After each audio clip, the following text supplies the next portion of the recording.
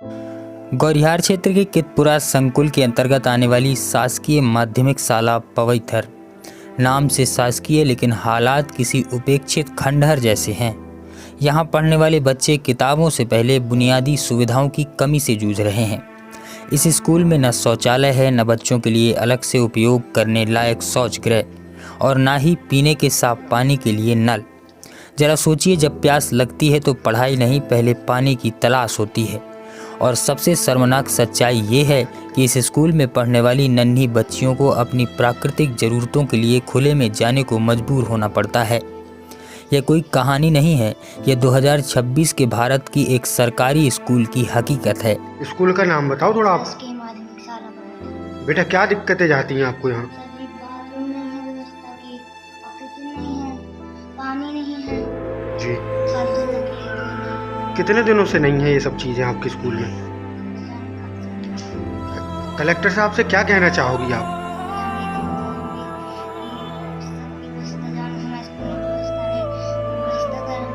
सवाल यह है कि बेटी बचाओ बेटी पढ़ाओ के नारे क्या इन टूटी दीवारों के भीतर दम तोड़ चुके हैं?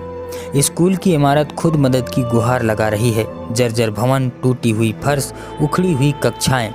कई बार इन टूटी फर्शों पर बच्चे फिसलते हैं, गिरते हैं और घायल भी होते हैं, लेकिन सिस्टम है कि आंखें मूंद कर बैठा है।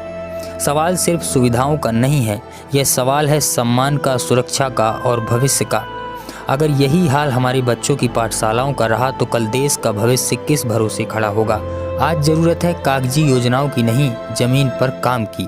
हम प्रशासन से पूछते हैं, क्या किसी अधिकारी का बच्चा ऐसे स्कूल में पढ़ेगा? क्या किसी जिम्मेदार की बेटी ऐसी मजबूरी झेलेगी? अगर नहीं तो फिर पवैथर के बच्चों के साथ ये अन्याय क्यों? अब बहुत हो चुका। यह आवाज़ दबेगी नहीं, यह सवाल उठेगा और जवाब लेकर ही रुकेगा, क्योंकि यह सिर्फ एक स्कूल की बात नहीं, ये पूरे सिस्टम के आईने में शर्म का सवाल है। जनता वाणी के लिए महेंद्र तिवारी की रिपोर्ट। कौन सी क्लास में पढ़ती हो आप? स्कूल का क्या नाम है आपकी? शासकीय माध्यमिक शाला। बेटा क्या दिक्कतें जाती हैं आपको यहाँ स्कूल परिसर में? ना तो यहाँ लड़कियों के लिए कोई बाथरूम है और नल भी नहीं है, आइरोज बिगड़ते रहते हैं, जिसके फर्श खराब है। फर्श टूटा हुआ पड़ा है, उखड़ा पड़ा हुआ है, बैठने में दिक्कत जाती है यहाँ पर। हाँ, झाड़ अगर ये टेबल भी ना होता तो धरती में बैठने में दिक्कत जाती। पहले तो पहले बैठते थे आप लोग। ये बताइए बेटा, आप यहाँ खाना तो खाते ही हैं? थालियाँ कौन धुलता है? हम। तो आपने कहा नहीं सर से? सर कहा है, लेकिन सर लोग क्या करें? क्या कहना चाहेंगी आप अपने जिला शिक्षा अधिकारी से, कलेक्टर साहब से क्या कहना चाहेंगी आप? कि लड़कियों के लिए बाथरूम बनवाएं और थाली लगवाने के लिए भी धुलने वाले बनवाएं।